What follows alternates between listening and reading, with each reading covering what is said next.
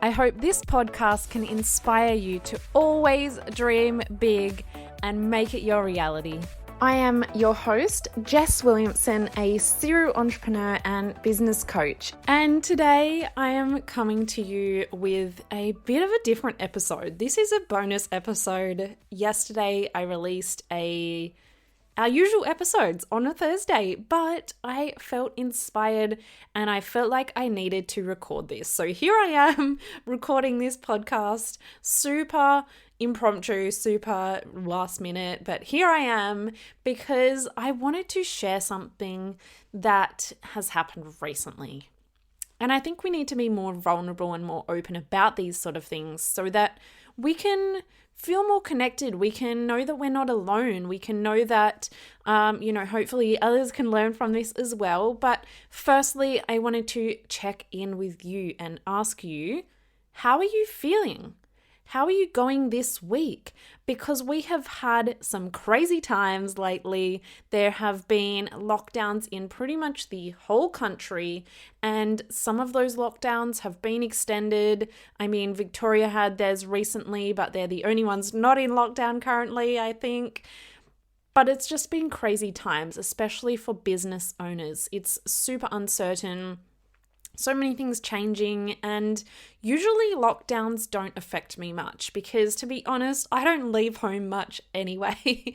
But for most of you who have been following me, you know that I have been spending months and months on planning my interstate events. These would have been my very first interstate Ignite the Dream events, and I was so excited to run them in Sydney and Melbourne, and that all went out the door this week. So I wasn't really going to share this, but I always try to be as vulnerable and as open as I can. So I really did want to share my rollercoaster week with you and share with you how I actually navigated this.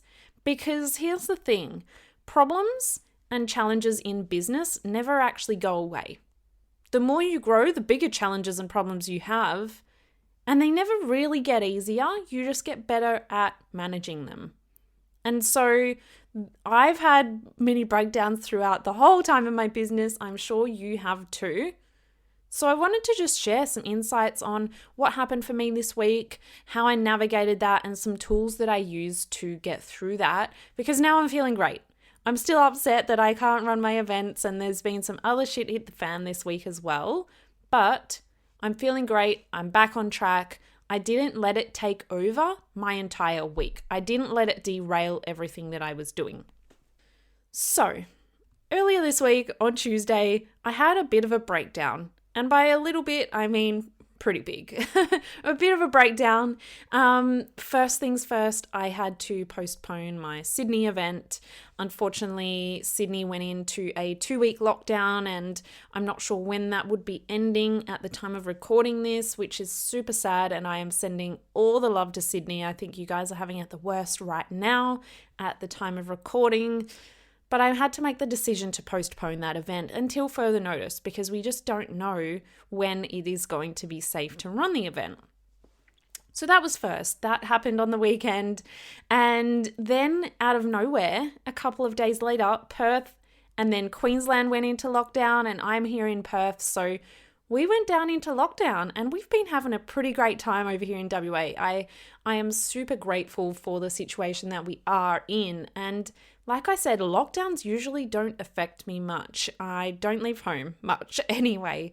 But what it meant was I now cannot get into the state of Melbourne. I cannot, well, Melbourne's a city, but the state of Victoria, I can't leave my state because now we're in lockdown, so I'm not allowed to enter their state. Our lockdown was set to end, and is meant to end today, Friday. And so the event isn't till next Friday. But what I was then tackling with was, do I wait until Monday and see if Victoria open their borders for me to be able to get in, and then reshuffle and rejig the whole event in just less than a week and give people super late notice? Or do I have to make a decision now, and it's not a decision I wanted to make, but postpone the event? And so I did. I had a sleepless night. I was dreaming about all the options, as I'm sure all of you have been through, like those wacky dreams that are just like feel so real, but it's like super irrational because you're so stressed. But in the end, I did have to make the heartbreaking decision to postpone both events. And these events are basically like planning a wedding. Like I've had to, organize many suppliers. And the thing is, I'm doing this with one other team member. Like I don't have a whole team. I'm not just the talent who gets to show up at the event on the day. I'm doing most of it. So all of the vendors, all of the logistics interstate, all of the guests, like we're pretty much sold out for both events. All the speakers, like everything had to be rejigged. And so the good news is we will be running the events as soon as we can, so they're not gone to waste, but it was a huge undertaking and I was so excited. I know everyone else was so excited to come along as well. But, we had to make this decision. Well, by we, I mean me. So all of this was happening on Tuesday and I was also getting my period, which actually didn't come for a few days because of the stress that my body was in. And so when you can notice these things in your body is telling you something. My period was meant to come and I got all the PMS symptoms, which didn't help with the emotional roller coaster that I was on. But my period was delayed 2 days because of this stress. And this might be too much information for some of you, but these are the signals that your body is giving you to take a chill pill, to chill out a little bit, to do what you need for yourself. And so all of this was happening and I decided to wake up that morning and open up my phone, which normally I don't. Normally I do my morning routine, I get in the right headspace, I have my breakfast. But because I was already in this stressed out state, I thought, let me just check my phone. Let me just check my emails before I, properly get up. And there was an email there. And unfortunately, I can't even disclose what this is about. But if you imagine, it's something pretty damn big, pretty life-changing for me. And it's something that is pretty much been 5 years in the making. And so this is bigger than even the 2 events combined for me. So I had this email that basically threw the biggest roadblock at me. It's like when you're driving through a car park at, full speed and you don't see the speed bump there and you hit it at full speed. That's what it felt like for me in that moment, because this was just a huge blow and this email was my breaking point. I broke down in that moment and it was super stressful because these things were out of my control. I couldn't solve them in that moment. So I broke down crying. Everything in that moment had really piled up and I just couldn't hold it in anymore. And so my first instinct was like, let me call this guy who sent me this email, which wasn't probably the best idea, but my brain goes immediately to, how can I solve this? So I called him and of course I broke down crying on the phone, which I could have beat myself up about. I could have said, oh my gosh, this is so unprofessional. This is so embarrassing. This is so whatever it is. I could have beat myself up so much about that, which yes, it probably is a little bit embarrassing. Like I was a little bit embarrassed in the moment, but I just told him, look, we've just gone into lockdown. Shit's hitting the fan left, right, and center. And I'm sorry to do this, but this was my breaking point. And people are super understanding. People really do understand. And so that is the first thing that I wanted to share with you, is that you're usually your own worst critic, your own worst enemy. So in that moment, I could have chose to beat myself up about calling him and crying on the phone and looking like, a little girl when I'm this CEO and I'm trying to be professional. But I didn't. I just knew that, at the end of the day, we are human beings. We've got emotions. Things happen. So I moved on. But that was the moment, once I got off that phone call that day, that was the moment that I decided to give myself the day. I gave myself the permission to use that day to get back on track and do what I actually needed to do to fill up my own cup and get myself back on track. We all have days like this sometimes. We all have massive challenges thrown our way in business. And the thing is, when you work for yourself, there is no boss to run to. There is no boss that you can go to that can help you sort it out. You are the only one there to sort it out. So we all have days like this. And the main reason I wanted to share this is not so you're like, oh, poor Jess, she was crying. I don't want any sympathy. I really just wanted to share this because I think so often we can be in these states in ourselves and think no one else goes through this. No one else has these days. No one else has these hard times. But the truth is, everyone does. Everyone has these days where they just can't take any more and you get to your breaking point. So I just wanted to let you know that you're not alone. If you are currently going through something like this, or you feel like this in future, or you have in the past, just know that literally everyone around you has probably been through something. We just don't usually hear about it. And that is really the purpose of why I'm sharing this, because let's start talking about this. Let's start talking about shit hitting the fan, because we all go through it. In the past, if I had a day like this or something major went wrong, even though rationally we know no one's dying, it's not the end of the world, but we can't help but feel this way. In the past, if I had a day like this, I would have usually let it take over my entire week. I usually would have let these emotions take over my entire week, or maybe the entire month. I wouldn't usually be the nicest to those around me. That's not great for me. That's not great for anyone around me. That's not serving me to be in that heightened state constantly, right? So in the past, I would have let that take over. But I knew that that is not going to serve me. So what am I going to do to get this back on track? So I usually wouldn't be very nice to myself either. I would have beaten myself up about all of the things that have gone wrong. But after 5 years in business and a ton of personal development, I've worked with a ton of coaches and worked on myself a ton as well, I've learned that it doesn't have to be this way. So in this instance, I wanted to share with you a few tools and strategies that I went through on that day. And by the afternoon, I was actually feeling so much more clear-headed. I was feeling much better about myself and the situations. And the very next day, I was able to get back into the groove because luckily on that Tuesday, I had 0 clients meetings. I had 0 meetings. I had nothing really that I was obliged to do. And so the next day I did have client calls, and I have to show up. I have to show up to be that rock for my clients. I have to have the right energy. I have to be in the right state to be able to give my clients the best experience possible. I could not sit in that state for the rest of the week because that's not going to serve me. It's not going to serve my clients, and it really doesn't help anyone. So I knew that I had to do these things to get myself back into the controlled state, into the positive state, and have more of a clear mind on everything. So here are a few tips or steps that I sort of went through on that day that really did help me. So the very first thing I did was I gave myself permission to take it easy. I gave myself permission to rest, to recharge, rather than just pushing on and seeing, oh my gosh, I have so much work to do. I was meant to do this today and I have this huge to-do list.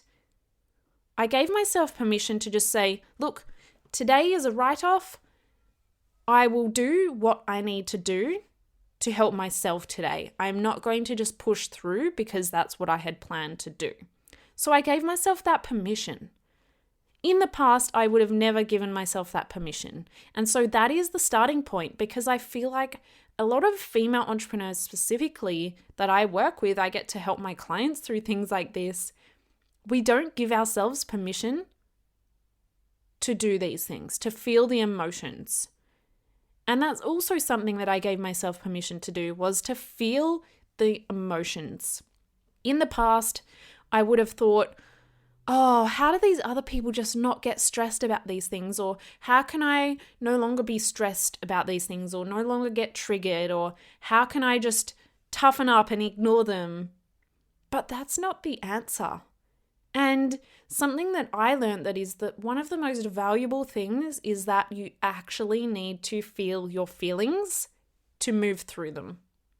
You can't jump over them. You can't go under them. You have to go through them.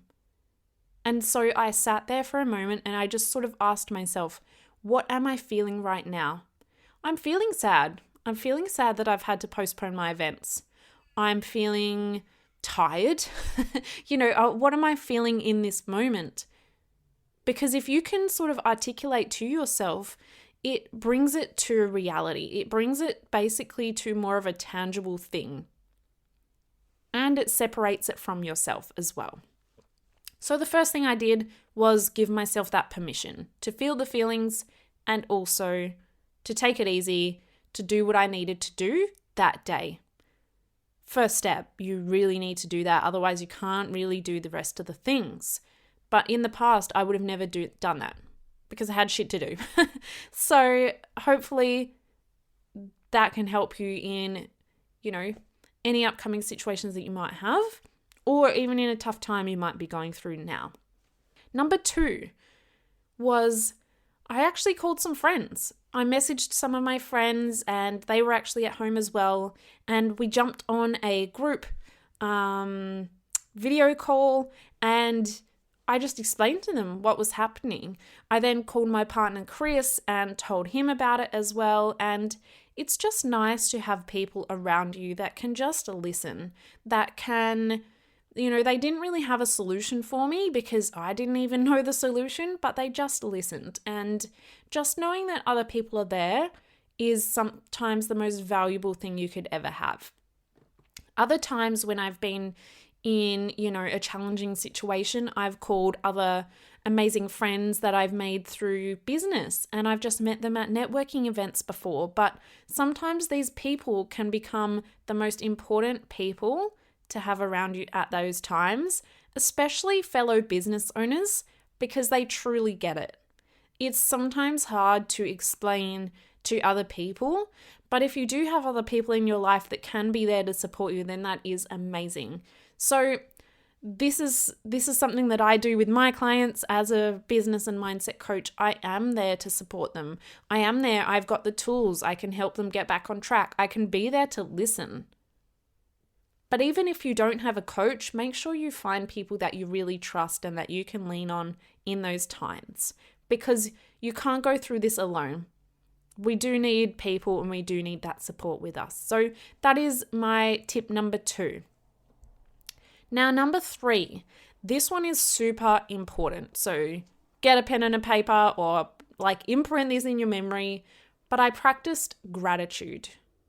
Now, it might sound simple, and I know that when people think of gratitude, they often think of, I am grateful for my house, I am grateful for my family, I am grateful for my food, I'm grateful that I have shelter. These are the basic needs, right? If you know Maslow's hierarchy of needs, it's down the bottom. There are basic needs that we need to feel safe and secure, But the problem is, the challenge that I was having was not a basic need. The problem that I was having was higher up in the Maslow's hierarchy of needs. If you don't know what I'm talking about, Google it. This problem wasn't the problem that I didn't have food or shelter, and I am super grateful for those things. I know that plenty of people don't have those things. But in that moment, I needed to practice gratitude to change my perspective immediately based on what I was going through. So when we are in this downward spiral of everything going wrong, we often need to shift our perspective to get us out. And sometimes a simple shift in perspective is all it takes, or at least shifting that perspective starts that new thought process. So I like to use gratitude as a tool to bring out the positives in the times like this. So I focused on gratitude around the things that were good in those situations. The fact that we can still run the event, it will just be at a later date. The fact that I am safe right now. The fact that, I've got this opportunity, or, I can proceed in another way.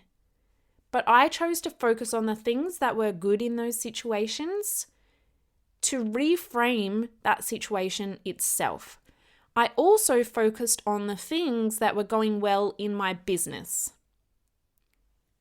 that I could control, that were relevant to the problem that was at hand.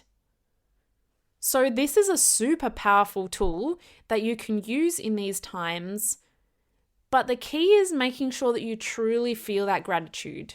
Not just saying, oh, Jess said I should do gratitude, so let me just write a few things down or say them to myself and not really feel it. The key is you really need to feel it, because that is where that shift comes from. So that is tip number 3, practice gratitude in a way that it helps you reframe the situation. Number 4 is quite personal, and I'm going to just share with you the way that I deal with stress. Because quite often people say, oh, you're stressed, just chill out, take a step back and come back later. For me, that would actually stress me out more. So what I did was I said, okay, let me have a look at what I can immediately do right now to either help, to find out more information, to move this challenge forward, basically. And then I'll go have a rest. So for me, like I said, stress and anxiety get worse if I don't handle the situation or figure out a bit of a plan. So my next steps were to try and seek the information I needed to move forward. I didn't know how to move forward, so I said, what information do I need to be able to move forward with this? So then I started Googling like crazy. What are the rules about the COVID situation in WA, in Melbourne? What can I do? What is the risk? And I started to create an analysis in my head around, do I postpone? Don't I postpone? What is going to be the action plan? What is the likelihood of this happening? So that then I could feel better about making it an educated decision rather than just acting off of emotion or acting off of like an immediate reaction. So that's what I did. I did some Googling, I figured out some things, and then in regards to the other massive project happening, I wrote up the email to the other party that was involved, and then I sat on it. And this is the key. I love to take immediate action, but in the past, I would have hit send on that and then had extreme anxiety around what I'd said, even though it's not even that bad. But I knew that that's how my brain works. So this time I drafted up the email so that it wasn't playing over and over in my head. And this is the key, because for me, my brain can't focus on anything else until I tackle whatever's stressing me out. So I wrote down the email. I ticked off that task, but I did not click send. I sat on that email and I clicked send basically at the end of the day. And that was key, because then I felt better about it and I could go on with my day without having to think about what I wanted to say in that email, because it was done and drafted. But I also didn't hit send because I'm emotional in that state and I didn't want to press send and regret anything. So I sat on that for a little bit. Once I took a bit of action, then it was basically lunchtime. And now, keeping in mind, I read this email as soon as I put my feet on the floor out of my bed. And so I literally hadn't done anything else except for a bit of crying, a bit of emailing, a few phone calls. I hadn't eaten breakfast. I hadn't done any of that. And so something that I've been super conscious of this year in itself is my health and well-being. And normally that would have been part of my morning routine before I started anything. But hey, some days don't go to plan. Most days won't go to plan, actually. So what I did was, it was lunchtime and I went and had a yummy and nutritious brunch by that point, or lunch, whatever you want to call it. And I gave myself permission to go and sit on the couch. I got my heat pack, I made a cup of tea, and I watched some reality TV. I love reality TV. Just a side note, I love reality TV because you don't have to think, and it's quite funny. So That is basically my form of chilling out, my meditation. Give me the Real Housewives of Beverly Hills or the Kardashians, and I'm happy. So that's what I did. And I gave myself permission to do that. I didn't get on my phone. I didn't have my phone next to me so that I could be frantically checking social media or my emails. I gave myself permission to put 100% of my energy into recharging. Now, if you haven't already, go back and listen to my time versus energy management podcast. It'll change your life. But I gave myself permission to give 100% of my energy to recharging. And that is a key step in this. Because if I sat there with my phone or my laptop while I was trying to recharge, maybe I'd recharge 50%, but it's not going to be great. So that is something, if you haven't listened to that episode, go and listen to it. If you've already listened to it, go and listen to it again, because it really is, like, the feedback on that episode has been huge. So if you haven't yet, make sure you jump into that. But that pretty much is a recap of my day. And after that day, the next day, I was recharged. I felt great. I was able to show up 100% for my clients because I'd managed my energy the day before. I gave myself that day to go off the rails a little bit and then come back on. Honestly, the reason that I wanted to share this with you is because I don't feel like enough people share this.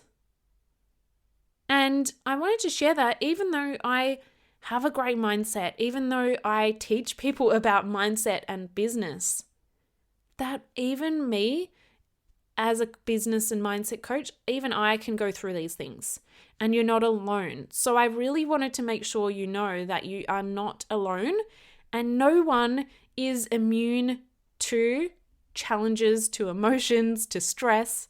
We all go through it.